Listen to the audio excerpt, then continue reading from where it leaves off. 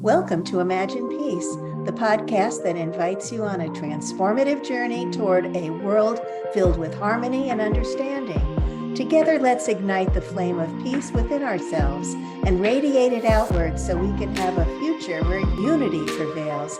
This is Imagine Peace, where dreams become reality.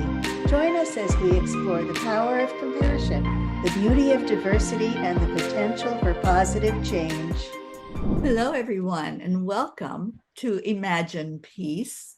I'm Teri Angel here with my co-host and co-director of 10 Million for World Peace, Marbeth Dunn, and we are bringing you a special interview today on our podcast for a very beautiful, precious friend of ours, Karen Palmer. I'd like to tell you just a little bit about Karen, and then we're going to talk to her and get some of her thoughts about peace. Karen Palmer is a master at manifesting and teaches simple strategies so anyone can live their dream life. She shares how to apply the laws of the universe as a successful, mindful coach. She brings ancient wisdom to modern times as a Kundalini Yoga Instructor and helps people discover the magic within. She has combined all her spiritual gifts to be a conscious dog trainer and a nonprofit business leader. She is working to bring environmental education, animal advocacy, and kindness into the public schools. Welcome, Karen. Thank you so much. I'm so happy to be here. We are delighted to have you here. So let's jump into peace. Karen, tell us about the work that you're doing for world peace. Well, I've been going into the schools now for over 22 years. And it started when my daughter was 5. And I was teaching environmental education, animal advocacy, and kindness. Mostly, I was teaching a lot about social emotional learning before it was ever even called social emotional learning. I was teaching about mindful meditations and mindful music and kind of being a Weird Al Yankovic of kindness and compassion, taking songs that are popular and putting conscious lyrics to them. So I started doing that. And then that grew into my nonprofit organization. And that was an opportunity for me to work with children in the area and also organize our local Earth Day. We had our first Earth Day back in 2002. And so we've had a lot of wonderful Earth Days since then. But I believe that mostly what has happened in our little area is that we have shown that there's a prototype of what's possible, and that we live in a peaceful community. We live in a wonderful, loving, caring, kind community where people look out for each other. And I believe that over the 20 years that I've been going into the schools, that the children that I was able to work with and teach have carried that on into beautiful things. Many of the children that I was able to be teaching are now moms and dads themselves. And our school has a community garden. We have composting, recycling. All these things were not happening before I started going into the schools. And so I believe that I planted a seed, but many, many others came along and saw what I was doing and said, I want to do that too. So I believe that that's the impact that we have on our children. Is they're already beautiful, amazing, incredible souls that are here, and they're ready to hear these lessons. And when we cultivate that in the children, we see a difference instantly. I'm living proof of that. I see a difference instantly. And many of the children have come up to me after the class and said, thank you. I didn't know how to do that. I didn't know how to calm myself down. Thank you for helping me. Now I know how to help myself. And it's all about self-regulation. It's about bringing that self-awareness and really empowering children through the power of kindness and, helping them be kindness superheroes. And they love that. They love to be the kindness superheroes. They want to do beautiful things in the world. They want world peace. The kids. We have our local. I'm also on the education board for our local botanic garden, and when we take the kids out for field trips, we have a wishing tree, and on that wishing tree there are so many beautiful little tags saying world peace. We wish for world peace. We wish that we could have more kindness. We wish that we could have more people being nice to each other. Just beautiful, beautiful messages. And honestly, I talk with the children all the time, and I really feel that they are incredible, beautiful gifts and blessings to our future. I really think our future is bright because of the children that I've been working with for all these years and for the years to come, because I'll never stop. That's so beautiful, Karen. I really love that. So basically, all the work that you're doing with the children in your little neck of the woods, how do you think that's impacting our whole planet? Well, first of all, helping children to see the impact that they have by every choice that they make, showing each child, like I said, it's been a seed that's been planted. And as I began to share, many of the children that I've been able to teach have gone into politics, have gone into, being environmental educators themselves, that have gone into teaching about, the importance of animal advocacy. And so many, I believe that's the ripple effect. I believe that and using social media, I learned how to use social media. And because of social media, I was able to reach millions of people with these messages of hope and kindness. And I'm the founder of Global Kindness Going Viral, which did go viral, and also the founder of the Puppy Love Revolution, which is also another way of using social media to help animals to learn how to work with animals that have been abused. I work with our local humane society, and I help animals that are getting looking to be adopted. And I'm a conscious dog trainer, so I help to train the dogs so that they can be ready for like adoption events, so they can be comfortable with people meeting and greeting them, so that they are. So the impact for me is about showing that one person does make a difference. And by living that experience and sharing it with every child and every person that I talk with, I share that one person does make a difference.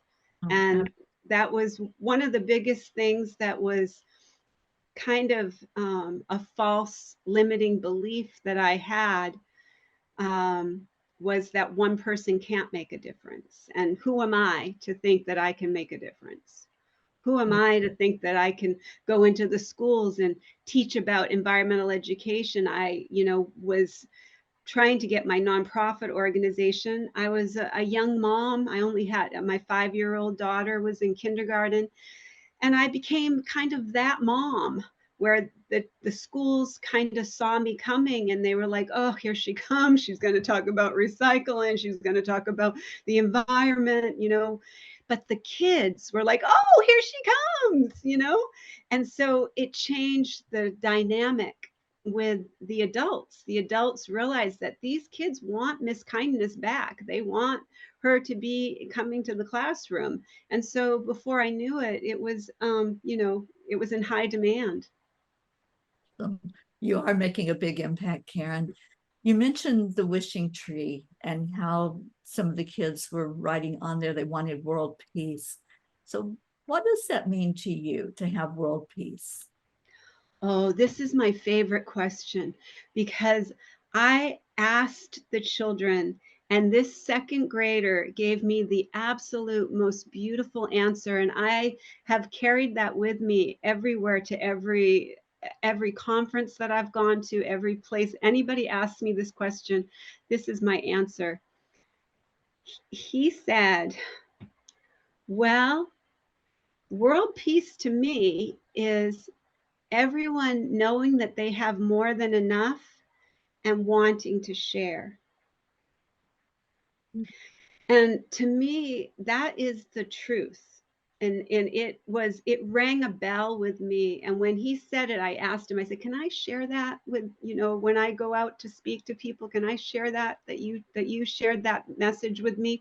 And he said, oh, please, yes, please share that with everyone.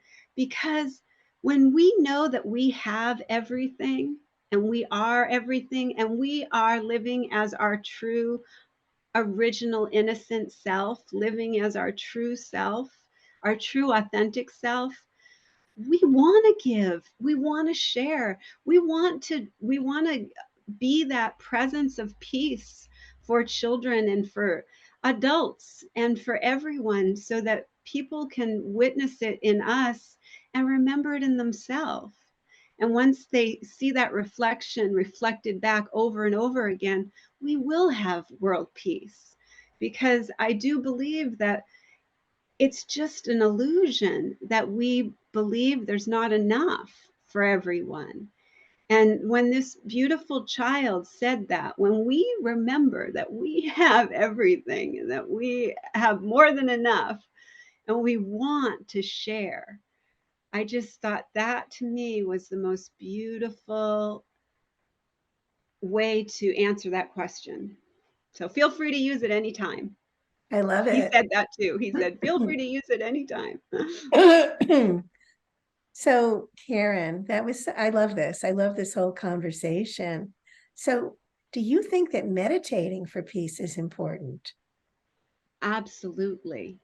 I absolutely believe that meditating for peace will change our world completely.